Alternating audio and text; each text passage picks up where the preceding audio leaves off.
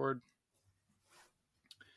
My guest today is Alex Lazarow, a VC with Cathay Innovation, a startup frontiersman himself from Winnipeg, Manitoba, and author of OUT-INNOVATE How Global Entrepreneurs from Delhi to Detroit are rewriting the rules of Silicon Valley. Alex, thank you very much for joining me today. Thank you so much for having me. The overall impression I got from the book actually is probably one that's obvious to you, but is Silicon Valley startups really have a lot of advantages over non-Valley startups, and that's got to be why Silicon Valley exists. I'm wondering if there's an environment where you've witnessed or seen where the ethos of the Valley, so the values of the Valley, have hurt those companies in competing against frontier startups, where maybe these non-Valley startups have successfully beaten out Silicon Valley startup or Silicon Valley new entrant. It's amazing. In many ways, this is one of the root questions that I try to answer in the book. And it's part of the reason I called the book OUT-INNOVATE, and how, in many ways, startups born at what I call the frontier are forced by the situation, by the constraints they face, to reinvent the startup playbook in some meaningful ways. And that then results into some meaningful advantages. So I'll answer the question, but maybe I'll just give you one bit of context first on just why I wrote the book and what the context is like a little bit at some of these ecosystems, and then maybe jump into a tactical example of how that plays out.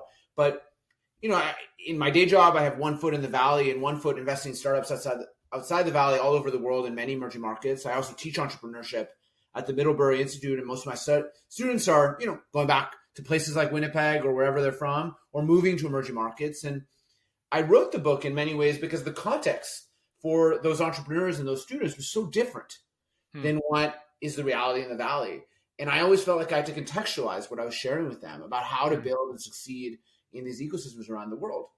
And what's exciting today is that there are over 480 startup ecosystems around the world. There's over 1 million venture-backed startups.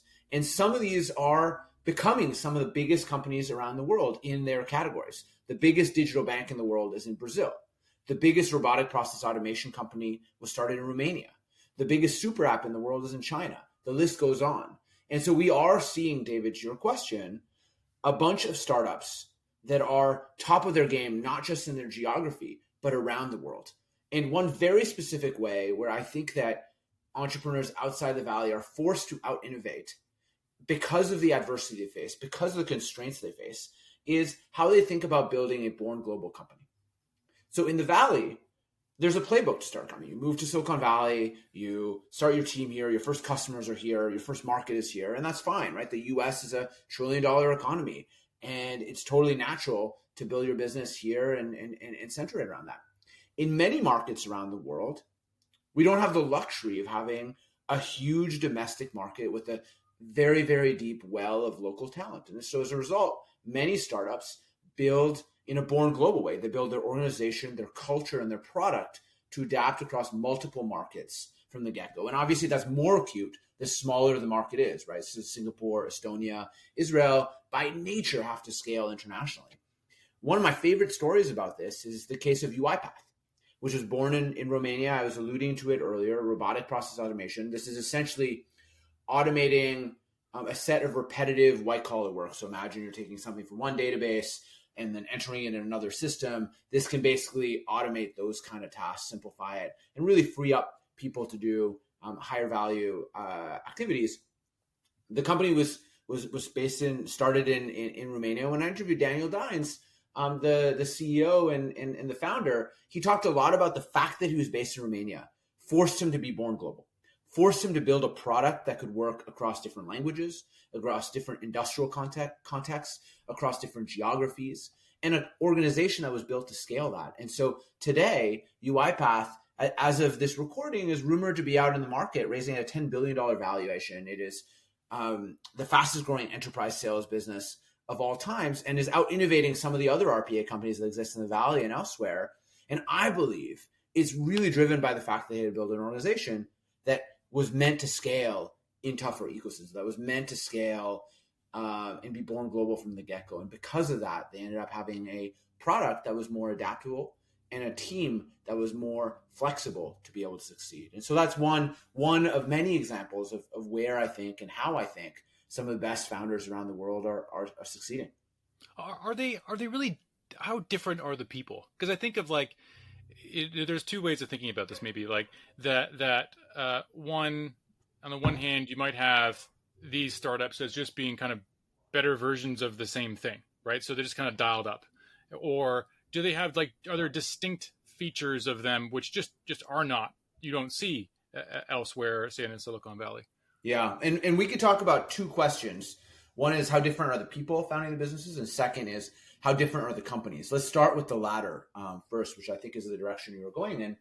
The reality is, I think the way innovation is happening these days is it follows what I call in the book this innovation supply chain, where increasingly the best ideas are born everywhere and they get improved around the world. Historically, I think the old stereotype is someone builds a business in Silicon Valley and then it gets copycatted elsewhere. And that might very well have been the case. Look at the eBay or Groupon story and the replicators elsewhere around the world and in kind of Web 1.0. But these days, some of these business models are really coming from everywhere, getting replicated everywhere. But to take the case of Uber as an example, just to borrow one that actually happened to come from the Valley, Uber and Lyft, which do ride sharing, that model was replicated in different geographies, right? Think of 99 taxis in Latam, or think of Didi in China. Think of a bunch of these other players that succeed everywhere. Today, by the way, the biggest ride-sharing company is not in the Valley. It's actually Didi. It's China. But what's amazing to me is how the model was actually adapted and changed. So in Indonesia, for instance, Gojek, which is a multi-billion-dollar business, they built the ride-sharing model not on taxis, but on motorcycle taxis, because that was what was prevalent.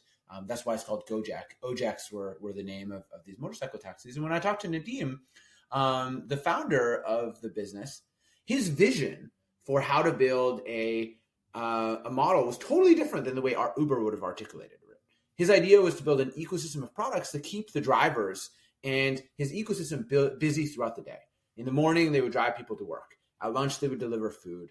In the afternoons, they would drive them home. At night, they would deliver food. In the middle of the day, they would do a range of things like delivering e-commerce packages, offering financial products and services. Gojek also offers things like doctor services and massages and things like that. So really this idea of building an ecosystem. That model has now actually come to influence other models everywhere in the world. It's no surprise to me that Uber, for instance, is doubling down on Uber Eats, right? And that's their new product. And the Uber financial services and things like that, right? This whole ecosystem model has been improved around the world. And so I think that's the nature of innovation these days. It's less about one model being better to the other. I think innovation is coming from different geographies, is getting adapted, and increasingly is getting improved as a result of this innovation supply chain. You mentioned several characteristics in the book, and one of the things that intrigues me about a lot of the call it the features of these frontier startups is that they're considered constraints everywhere else, right? Yeah. And so you're taking kind of these things that a typical Valley startup would call a weakness, right? For example, there's a lack of funding environment, so they have to survive on a shoestring budget. Bootstrapping is important, whereas in the Valley, you're saying, well, that's a problem that we can solve with money, and we have lots of money, so we solve the problem. And it just kind of strikes me that there's this kind of rejoicing in the beauty of constraint here. And I'm wondering if you might kind of reflect on that, and also on this idea that, does it mean that more of them, how much of this is just survivor bias, right? Are they just killing off all the ones that could be successful if they didn't have these constraints? I think this is such an important question. And in many ways, I actually believe that out of adversity comes strength. If anything, building a startup everywhere is one of the toughest endeavors in the world, right? A startup is not a company, it's a project. And it's a project that you hope will succeed and become one day a company with cash flows and sustainable economics and scale, et cetera. And in the Valley, we have an ecosystem with a lot of resources for these projects. And some of them, I think, are really good, but I think some of them have gone to excess. And we've built a culture of excess that I think has also created, in some ways, this survivorship bias. And so if you think of the Valley approach of unicorns is a word that literally means billion-dollar businesses, but it also underpins and represents a philosophy. And the philosophy is growth at any cost. And that is within a context of abundance of capital, where there is a lot of abundance, where there is a lot of capital, and founders can access it at across every stage, seed, Series A, Series B, and beyond. And around the world, that isn't the case. And so in the book, I talk about building camels instead of unicorns, building businesses that have sustainability and resilience built into the business model from day one. And so whereas in the Valley, it's okay to subsidize user acquisition in service of growth, it's okay to burn a lot of money in service of growth, it's okay to take a short-term approach in service of growth. In many emerging startup ecosystems, there's a little bit of this is what's old is new movement. This is not a new idea to say you should build sustainable unit economics from the get-go. It's rational, thoughtful business approaches. But in that context, it's building unit economics that work. It's building a cost structure that works. It's taking a long-term view to changing the market. And I actually believe the fact that entrepreneurs are operating in this ecosystem of constraint positions them to actually have a better risk-adjusted outcome to their businesses. I think to your point, we definitely have a survivorship bias in the Valley where we look to the most successful businesses that have scaled. We say, wow, look at this business, whatever it is, Uber or Lyft or whichever business you call it. You say, look, what were the recipes to success that they did? And then you say, well, they burned a lot of capital and they grew really fast. And you say, well, that must be the recipe for success. But what we don't know is if you had played that story back 10 times, if you had played the Uber story 10 times, raising that much capital and sustainable economics, we know one of the outcomes. What we don't know is the other 9. We don't know the other 9 times the story would have played out, and potentially a bunch of them would have failed.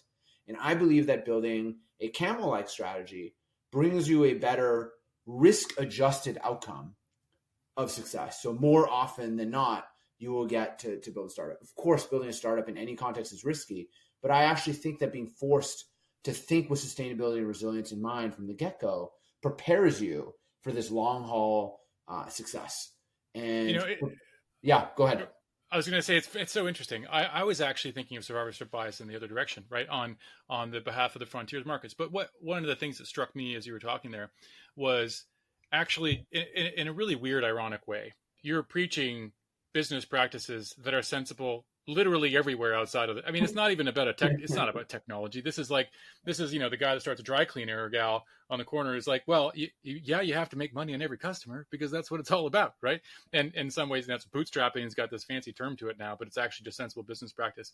In this Valley, that's the weird place, right? That's the place where you can succeed without doing those kinds of things. How bizarre is that? Well, it's interesting. It's in some ways, I'm also espousing a little bit of a middle ground because startups everywhere are going to lose money in service of building a product and a business. I think the question is, how do you approach that problem? Because the difference between a business and I'm writing about startups, not SMEs. So I'm writing about startups that have the ambition of growing and scaling something, that have a technological business model innovation as part of the story. So I'm writing about those kind of businesses. But I think you're right on, David, that the strategy I'm talking about are not new, right? They're logical in many ways. In the Valley, we have this thing called the Valley of Death. And it's true of any startup where, at the beginning, if you map the cash curve, the amount of cash that's being used for the business, there's a dip at the beginning. And then eventually you start making revenue. And then hopefully the cumulative cash curve comes up over zero eventually as revenue scales. And this growth at all cost methodology means that the cash curve dips is jacked as deeply as possible in service of exponential growth as quickly as possible. And what I'm arguing for here is a model where, you still have a valley of death and you're still building towards something and you have to invest towards it. But instead of aggressively raising capital and burning capital in service of growth, taking this more balanced approach to doing it. And in some cases, I actually love the example of Grubhub, which I talk about in the book. Grubhub, I often think of on-demand delivery as the quintessential venture subsidized model. Think of DoorDash, which has raised $1.5 billion. Grubhub, when I interviewed Mike Evans, one of the co-founders and the CEO, he talked a lot about how they were sustainable at every single fundraise. And every single fundraise was for a very specific purpose. It was to expand to another couple cities, or it was to make a small acquisition. And so their actual cash curve looked less like one valley of death and more what I call ditches of death, but little spurts where they're investing towards a growth objective, they're taking a little bit of a balanced objective. I asked Mike, why didn't you raise a little bit more money, grow a little bit faster? And, it took you 10 years to IPO, you could have done it a little bit faster. And he said, look, I could have done it in 8 years, 2 years faster, but I would have done so at tremendously more risk. And so that's really what I'm talking about is there's still the ambition of scaling the business. There's still an ambition of building a really industry defining organization, but also doing it with a balanced growth, long-term approach to it. And so that's really kind of the approach, this middle ground, balanced growth approach that I'm talking about with the camel. So let me try and put on, you're the one in Silicon Valley and I'm not, but so let me put on my Silicon Valley entrepreneur hat or VC hat and push back, right? So here's the pushback. It says, well, that obviously sounds nice. A lot of conventional wisdom, but like a lot of time tested truths in what you're saying here. And the but here is software has high fixed costs up front, zero marginal cost to scale. You just sell more software. And so we need to race to get to the end of that fixed cost fastest, because if we don't, somebody else will, and we might as well, because there's a curve. The hockey stick curve is much, ridiculed, but you can imagine a margin curve for a software company very much looking like a hockey stick, where you're losing money, and then suddenly you kind of get past that breaking point, and holy cow, now you're just printing money because the contribution margin is incredibly high once you get past the fixed costs, and so it makes sense to throw money at these companies because they can make huge amounts of money once they get that adoption curve right. What's wrong with that model? So what you're talking about is the classic venture capital model. And I think the question is at what level are we talking about this? To be clear, I'm not arguing against venture capital, and I think it's a wonderful tool. And, full disclosure, I am a VC. But I think what I'm pushing up against is this notion of growth at all cost. And so, for instance, there's a book called Blitzscaling that came out by Reid Hoffman and Chris Ye, and they argue for this notion that you need to scale, and it's okay to have unsustainable economics. It's okay to burn because it's winner takes all. Mm-hmm, I think that what people have misunderstood, and the authors of this book explain it clearly in their book, but I think that we have fundamentally misunderstood the nature of markets, and that some markets are inherently winner take all. And in those markets, it might actually make sense to, as you described, David, to scale as fast as you can and own the market. Because if you don't, someone else will. The reality is that most markets are not that. Take the case of Uber that we were talking about a second ago. I actually think that Uber fundamentally misunderstood the nature of their network effects. So there's 3 dimensions of network effects that I believe are really important. The first is user network effects. The second are around cost, like you talked about. And the third around kind of the regulatory constraints or just the ecosystem constraints. A business like Google or Facebook, as a user sitting in San Francisco, I benefit more if people in the Philippines or in Singapore or in Jakarta use Google is able to tag those web pages. And as a Facebook user, I benefit more if my friends from all over the world are able to join. There are truly global network effects. Uber, conversely, as a rider in San Francisco or a driver in San Francisco, I don't actually care if other people are on the platform in the Philippines or Indonesia, or frankly, even in Chicago. It literally does not matter because I care about the local concentration. The network effects are real, but they are local. And that's one of the reasons that there are replicators all around the world that have scaled, taking a little bit more of a local strategy, right? Didi in China, Grab and Gojek in Southeast Asia, and others. The second is the cost structure. And I think you're right that there are some businesses that have really deep cost structures. Think of something like SpaceX at the extreme, right? Where you have to build rockets and engines and a vertical stack to make that work. And as a result, it actually gives a cost advantage. It's also one of the reasons, for instance, in cloud computing, that there's a oligopoly of players that are really starting to dominate globally because it's really expensive to build these massive server farms. But there are a range of businesses that don't have those same cost structures. It isn't that expensive to set up a local Uber. It isn't a CapEx cost. Most of it is OpEx cost. It's marketing to acquire users and drivers, and it's ongoing and it's venture funded. It's different than this high upfront cost. And third, and this is one of the reasons that historically fintech businesses have had a hard time scaling across borders, is it's hard regulatorily, right? The US market is different than the Canadian market, is different than the UK market. And you can't just scale across borders because there's a bunch of things that you have to do around compliance and KYC and AML.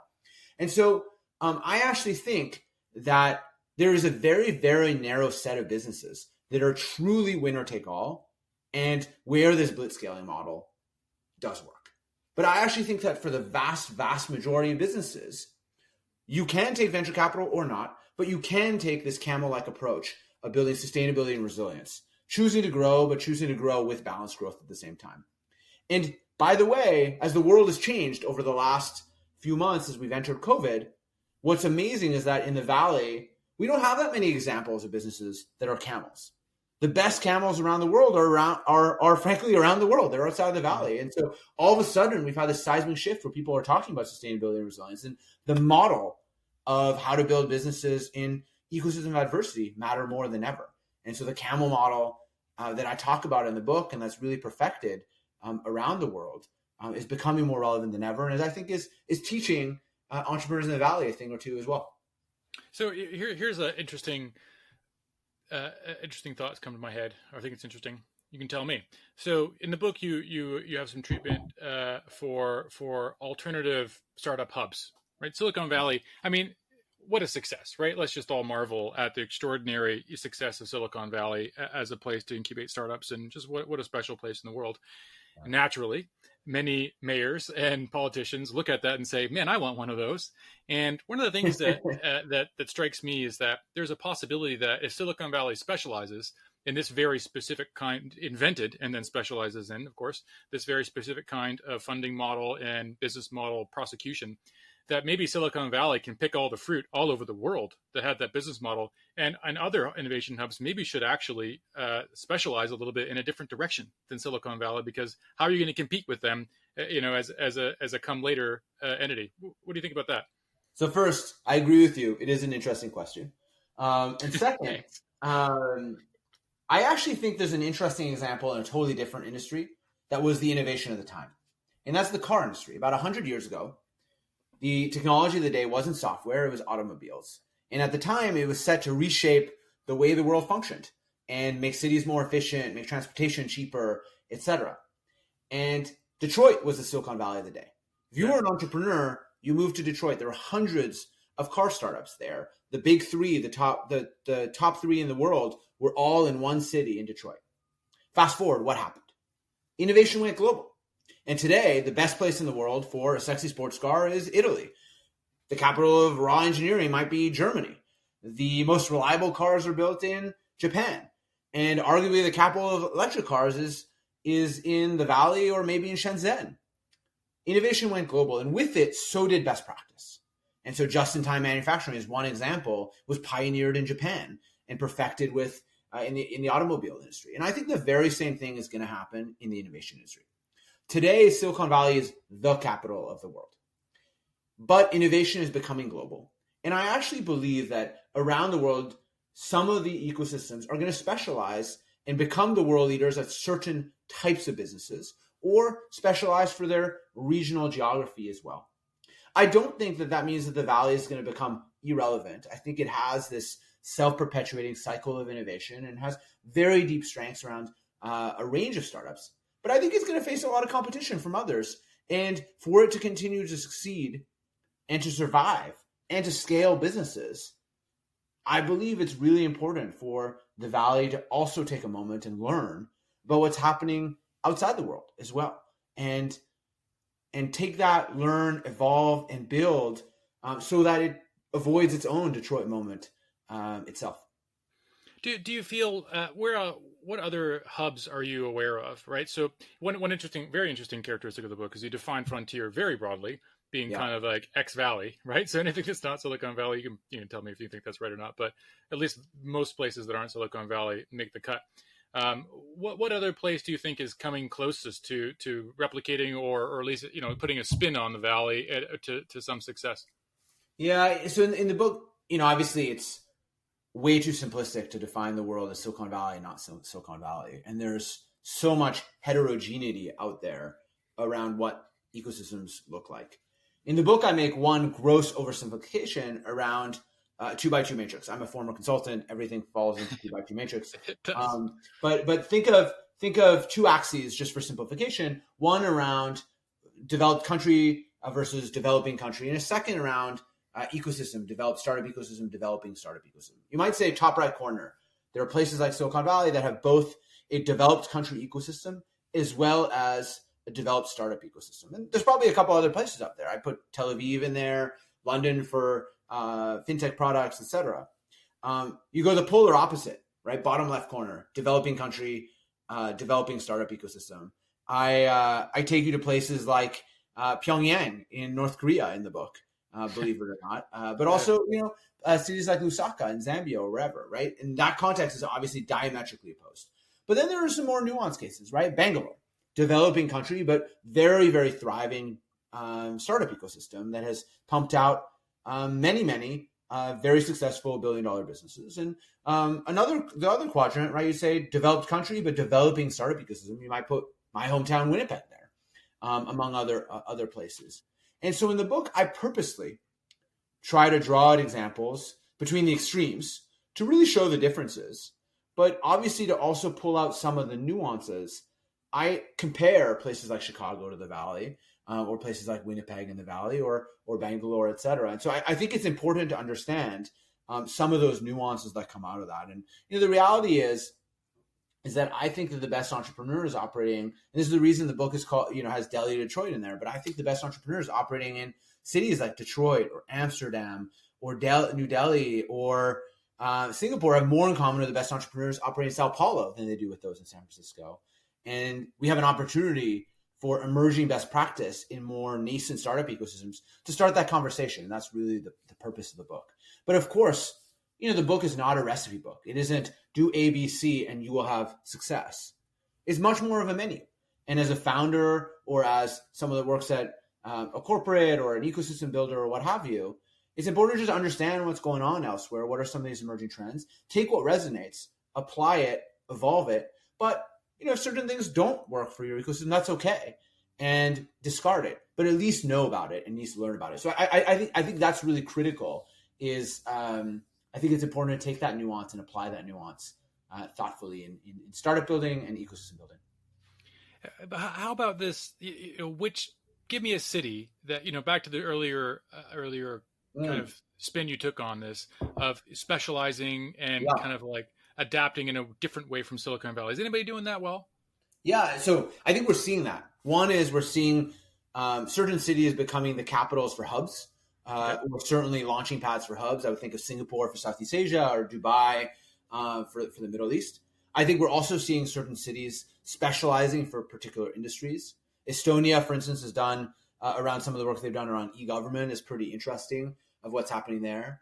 And I expect we're going to see more of that industry specialization. Cities like Minneapolis, for instance, I would expect that over time, given the really strong healthcare sector, and we're already seeing a bunch of companies come out of that, will specialize in healthcare companies. And perhaps Detroit around automotive down the line. And so I think we're going to see more of that, but already we're seeing some of those signs. The Startup Genome Report came out actually this week and talked about how there are already over 30 startup ecosystems that have scaled over 80 startup ecosystems that have scaled $1 billion business today. So we're already seeing this proliferation of ecosystems from which the biggest businesses are getting built. Yeah, that's pretty interesting. That's a very inspiring kind of stat. So thinking about like what are the characteristics of a local local culture that might contribute. Here's another way of thinking about it. When I think about a frontier, right? When I first picked up the book, what I'm immediately thinking is Kenya, right? Yeah. Or the bottom left quadrant of your 2x2. There were these countries that where you have the amazing story, let's say in sub-Saharan Africa, where they never had to build the phone lines because they have all cell phones, and now it's kind of there's this really weird, it's like an alien mapping, right? Just as their developmental path is going to look nothing like ours, and it would seem to me to be like a lot of interesting opportunities that might arise there. And I'm wondering, like in these sorts of really, really foreign-looking both culture, but also business culture, are there things that they can do that we can't do Because otherwise you'd think that lower left quadrant, man, they're kind of screwed, right? There must be some advantage that comes out of that we wouldn't perceive.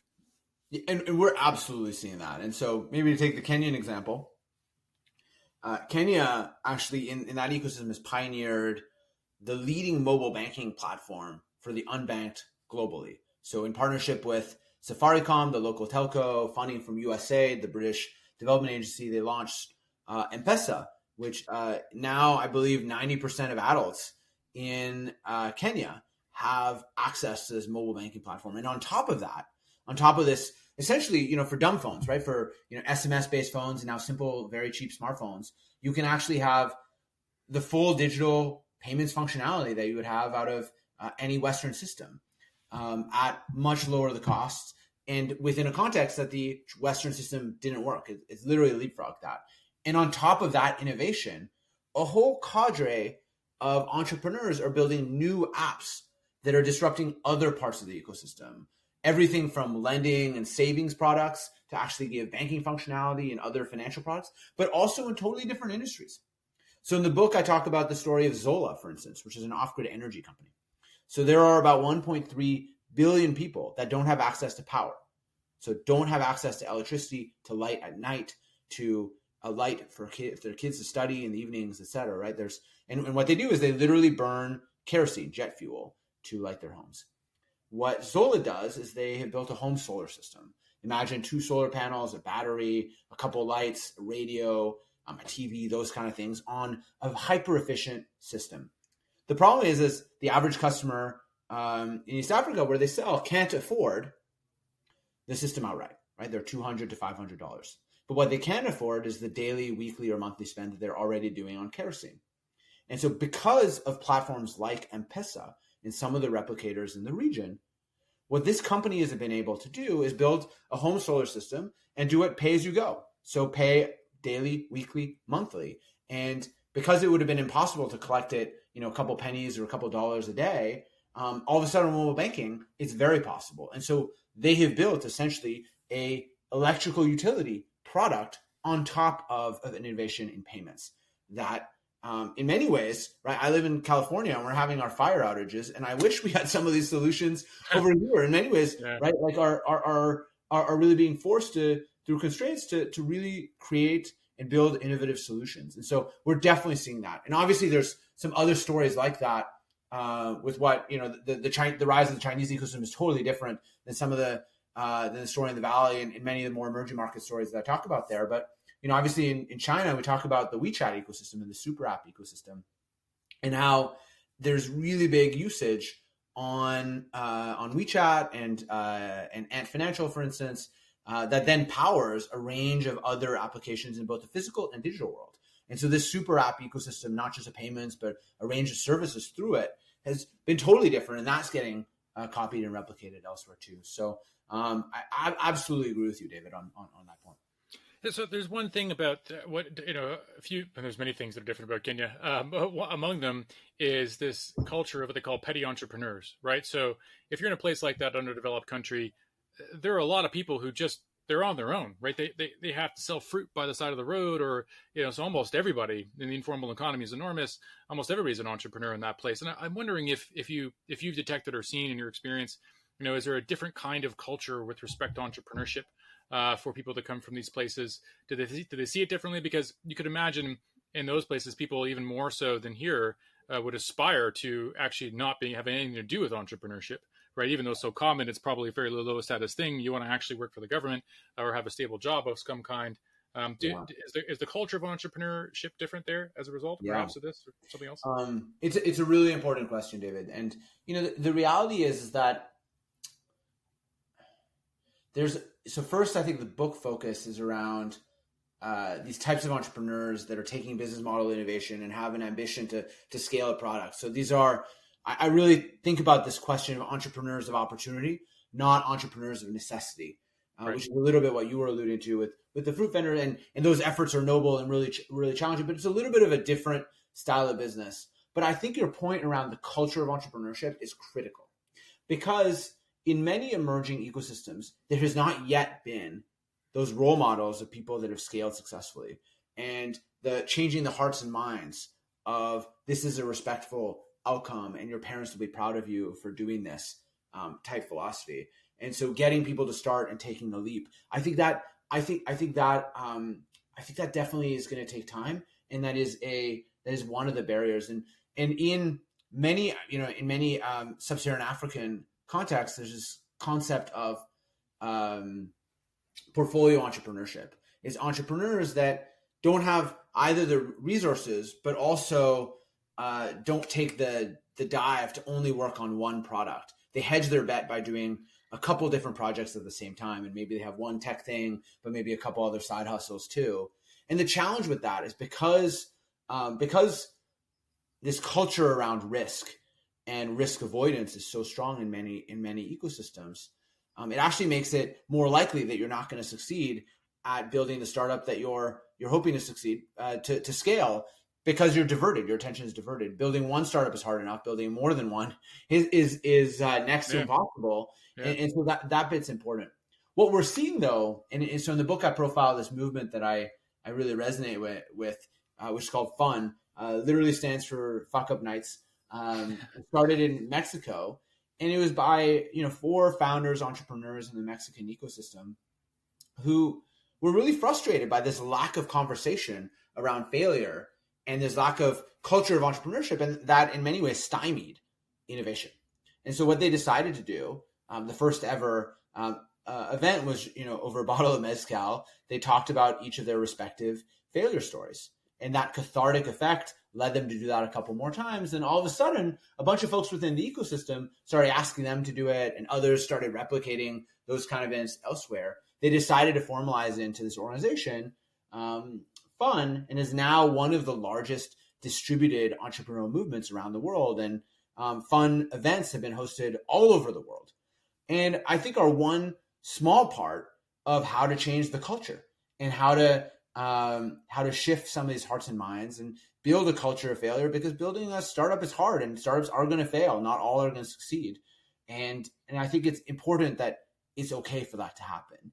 And I think this is one part of that. And I think this is a good example of entrepreneurs leading the cultural change in their ecosystems. And so this will take time. This will, the flywheel needs to get built in a lot of these ecosystems, but we're seeing the movement of that in many places around the world. How about the problem of in a lot of these countries that, somebody might just pull out a gun and take your stuff, right? There's political risk, there's corruption. I mean, these environments are toxic to any kind of sustained development. How do they get around that? Maybe is that just kind of just increase the probability of failure? Are they themselves corrupt? I mean, all kinds of things probably can happen here. Yeah. So I think this is a really important question. And one, to be fair, that I didn't talk as much about in the book. I think you could write an entire book on this topic alone, but maybe a couple thoughts. The first is that the startup ecosystems that will succeed will have some amount of these basic building blocks that will be in place. And it is no surprise when you look at the ecosystems around the world in both emerging markets and developed markets, the ones that are building the most successful startups and where entrepreneurs are choosing, self-selecting to build their businesses are the ones with building blocks like rule of law, low corruption, ease of doing business on the world banking ratings. So I think one is, this is a basic building block. And some of the countries that have chosen to do this really well are able to more succeed. It's one of the reasons Singapore has become one of the big hubs for Southeast Asia is because they have a bunch of that built in. And we see that kind of in different ecosystems around the world. So I think that's one thought. The second thought is the nature of digital businesses are a little bit different because they are not in the physical world, because they are on the internet. And so it is different than, the risk of being put out for extortion, et cetera. The challenges in many frontier markets, right? This question of corruption is ever present, and how to manage it if your employee has a gun pulled out on him or her, or is getting arrested unless you pay a bribe. And, those are real issues that entrepreneurs operating in frontier markets have to deal with and have to be really thoughtful of. And so, perhaps when I write the sequel, David, I'll have some better and more tactical responses for you. But yeah, no doubt, I think it's one of those things. But if I was going to put a policymaker's agenda on this, in the book I talk a lot about strategies on how to build startup ecosystems. And what I don't believe is that a startup ecosystem is built by policy, by government. I think entrepreneurs are critical at building it. But one thing that policymakers can do really well is set up these basic building blocks, set up the rules of the game, because that actually will attract entrepreneurs to start. That will actually help catalyze it. That'll help make sure that the businesses that are scaling don't get stymied by these problems and are able to scale and build role models and build in the book I call older siblings, but entrepreneurs that have been there, done that, have trained a bunch of folks in the scaling story. And so I think getting these building blocks in place is critical. So I thank you for raising the important question. I think it's an important one. So I'm if I'm a politician listening to that, right, I'm kind of disappointed, I think, because I'm thinking to myself, man, I really want a Silicon Valley. And then here's Alex telling me all you have to do is make sure that we have rule of law. You're like, well, I mean, if I'm in one of the right kind of places, I already have it. And if I'm not, I guess that's something that's going to be pretty hard for me to implement. Else I probably would have done it already. But that's it. Like, is there nothing else that we can do? Oh, no. Certainly that is not the only thing one can do, but it is one of the things. First thing. One of the things in direct relation to the question of of corruption. So maybe my first observation, David, is that as a policymaker, I actually think that too much and too often we say, hey, I want to build Silicon Valley here. And I actually don't really like this Silicon Valley for X terminology that has proliferated itself around the world. Silicon Slopes in Utah or the Silicon Savannah in East Africa. I think that we should just call it Kenya and we should just call it Salt Lake City, and realize that each of these ecosystems are going to look different and are gonna have a different growth trajectory to our earlier conversation. But and a lot has been written around these questions on how to build startup ecosystems. I think there's obviously a big role for government, and some of it is around the building blocks. I think there is an opportunity to help catalyze some of the infrastructure. Let's not forget, right? Silicon Valley, as well as many startup ecosystems around the world, including Israel, for instance, had very strong support from the government in catalyzing the venture ecosystem, right? Yep. And the SBA, for instance, in the US around some of the early funds. So there's a big role in that. The internet, right, in the US came out of DARPA funding as well, right? So there is a role for policymakers in supporting the ecosystem. What I think is a risk, and I've observed, is that people will map and say, look, what are all the things that Silicon Valley has? Well, they have capital, and they have C-stage companies, and they have X, Y, and Z things, like a little bit of a menu, and say, I want to just have all those things. And I think those things can be important. Those inputs are important. But one of the things that I think is also important, and as I give advice to policymakers and founders on how to build startup ecosystems, I think one of the things that I think is critical to not forget is the rise of what I call older siblings. But it's these entrepreneurs that have scaled.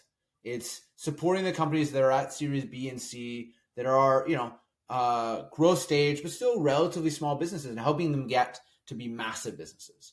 Because what that leads to is some of these entrepreneurs that are role models and that often give back to their ecosystems. But it also trains an army of folks that might one day become founders. They've been there, done that. Perhaps among the senior management, an army of angel investors that might do this again, right? And so that bit, I think, is one of the things that a lot of startup ecosystems don't think enough about, is how to make sure that you have a couple of these winners that are not stymied, that can scale and can succeed. So, a lot has been written around startup ecosystem development.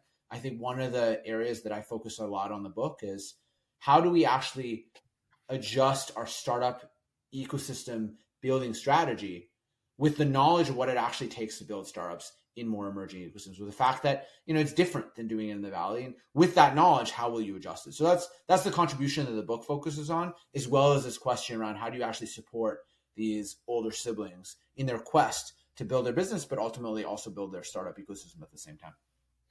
One thing that's interesting about all this is you're pushing back against the idea of replicating Silicon Valley.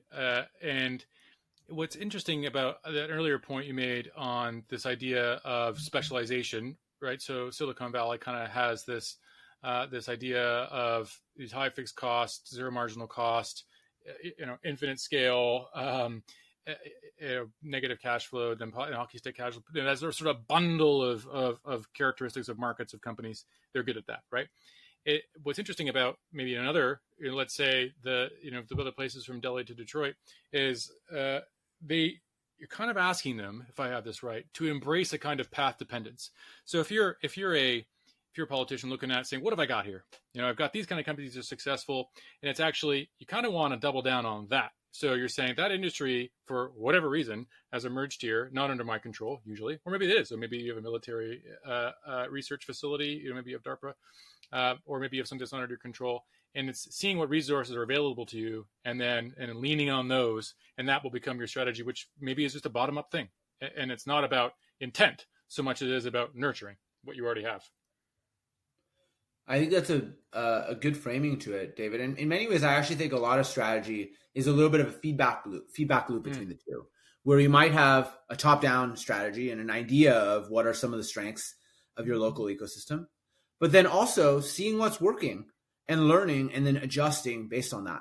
And by the way, what I've just described is also what I would advise the startup founders that I invest in, is I'd say, look, start with a hypothesis, start with a strategy that's top down based on your knowledge of the problem, the market, the customers, whatever. And then try it out, build a minimum viable product, scale your product, learn. And as you learn, evolve. And in many cases, the business model that results is different than the original hypothesis, but is guided by some of the original research and top-down strategy, but it evolves as a result. And so I think the same is true with startup ecosystem builders, where come in with a hypothesis of what the problems are and act on some of those, but also ask and interface with entrepreneurs. Let them guide a lot of the drivers. In the book, I talk a lot about, and this echoes to some of Brad Feld's work around the Boulder thesis, but some of the infrastructure in startup ecosystems needs to be driven by the entrepreneurial community. It can't be put top down. And so as a result, it also needs to be built and infused with the flexibility of course correcting to what is needed and what essentially your constituents, your customers in this case, the founders and the entrepreneurial community need and want to be able to be catalytic. So absolutely. I think that it's one of these where it's going to be an ever continuing cycle when executed well between top-down strategy and bottoms-up reaction and learning. One of the things that I marvel at in reading the book and also just in my own reflections and experience is actually how, what do you want to call it, community-minded entrepreneurs can be, right? And I mean that across many definitions of community, because you can have them be interested in their startup community. Obviously, that's a community they're a part of, but also have a social mission that they want to fulfill. I think that call it the caricature, maybe extreme left caricature of entrepreneurs is, the rapacious, take the money and run kind of thing. And that's just, maybe, listen, the diversity of the world, I'm sure it describes plenty of people, but definitely not all of them, maybe not even most of the successful ones, where this idea of people helping each other, even in spite, maybe they compete, maybe they're just next door, is really powerful.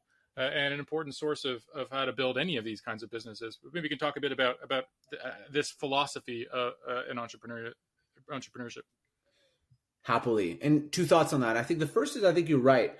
Among the most successful startup ecosystems, I have observed that the startup leaders, those that are emerging, are often the ones that are giving back to their ecosystem. They're the ones that are angel investors. They're the ones that are mentors. They're the ones that are doing that. And they're also often the ones that are building some of this startup infrastructure at the same time. That's why I call them older siblings. I was an older brother, and I felt like at every step of the way, I felt like I had to break different barriers, extending the bedtime or being able to practice on the car or what have you. And then my brother automatically graduated to whatever standard I had. He was 2 years younger. In some ways, I think older siblings are driving that. They're breaking the ceiling in some ways for the founders that come behind them, but also, and like I think I did for my brother, and we can ask him, also helping them right along the way and giving them mentorship and helping them avoid some of the mistakes and pitfalls that they themselves did. In the Endeavor ecosystem, Endeavor is one of the leading startup ecosystem builders and mentorship organizations around the world. They talk about this multiplier effect where one successful founder actually has a multiplier effect with a bunch of other founders in their ecosystem. It harkens back to this ideas of mafias, like the PayPal mafia, and how a lot of these founders come together and they've started in one place and they lead to change across a bunch of different organizations. So I think that's the first thought, is that we see that. And the second is that it's backed up in data, where in New York, for instance, and I could dig up the number for you, but in a study by Endeavor to catalog the rise of the New York startup ecosystem, what they discovered is that a lot of the founders, not even the ones that are successful yet, aka exited billion-dollar businesses, but we're just on the rise, we're also angel investors and mentors at the same time as their business. When I mapped the acceleration of billion-dollar businesses and startup ecosystems around the world, one of the things that I discovered is, if you just have one success, right? Say Daniel Dines in Romania or whatever, that tends not to radically change the ecosystem. It's actually when you get a certain amount of critical mass that you then get some of the catalytic effects. And the number was, around 5, right? So in China, for instance, there was, one, a couple of years later, there's another, a couple of years later, there's another. And then all of a sudden there's 5. And the next year, that number exponentially increased. And I think it's because once you build a network and you get a couple of these nodes, that starts unlocking things and unlocking the flywheel. And so I think we're going to see more of that as well. So we're running low on time, but maybe we can close on this question of getting super concrete. You're an entrepreneur in somewhere between Delhi and Detroit, yeah. And you really would love to do this. What do you do? And feel free to define the context more specifically, since I imagine your advice might differ depending on where you're talking about. Maybe Winnipeg, maybe Kenya. I will give generalized advice that I think could work for any of your listeners, which is, one of the things I observed around the world is that some of the best entrepreneurs were taking a different lens to the problem. So instead of taking a lens of disruption, in the Valley, I think we're obsessed with this notion of disrupting. You're either being disrupted or you're the disruptor. And it's this modern day David and Goliath story of the small vanquishing the inefficient incumbent that doesn't serve customers very well. And it's emotionally appealing. But I think that narrative influences the problems that get solved. And in emerging ecosystems, most startup founders, particularly in emerging markets, are what I call creators. They are tackling problems that are unsolved by incumbents, where there is no solution. They're doing it for the mass market, and they're often the shoulders of giants upon which others build. And it's more than a semantic difference. If you look at the Valley, right, or in the US, less than 20% of startups that are founded are in industries like financial services or healthcare or education or agriculture or any of these more critical needs lower on the Maslow's hierarchy. In many emerging ecosystems, that number's flipped. In sub-Saharan Africa, I did the analysis, and it was over 60%. And as we are working our way through COVID and what is a recession, a health crisis, a conversation about equality and rights and helping underserved minorities, I think that situation has laid bare many of the biggest challenges in our society. These challenges are not new, by the way, right? It is not new that there are a couple billion people that are unbanked, right? 60 million Americans in the US. It's not new that there's 80 million people in America that have insufficient access to healthcare. But the COVID crisis has sharpened our lens on those problems. And when my students ask me, what should I do? Why am I going to be an entrepreneur? What problems should I solve? I invariably will ask them, I say, why do you want to do this? What's the reason you want to embark on this journey? And they'll consistently tell me, look, I want to have an impact on the world. I want to make a difference on people's lives. And what I would tell them and what I'd say, perhaps as a closing reflection is take this frontier innovators lens that I talk about in OUT-INNOVATE and try to be a creator. Try to find a massive problem where existing incumbents are not solving it, where there isn't a solution, and try to use business model and technological innovation to solve it. I think focusing entrepreneurship on that will yield both incredibly successful big businesses, but also incredibly impactful ones as well. And so that would be my recommendation on how to out-innovate for entrepreneurs anywhere in the world. My guest today is Alex Lazarow. Thank you very much. Thank you so much for having me.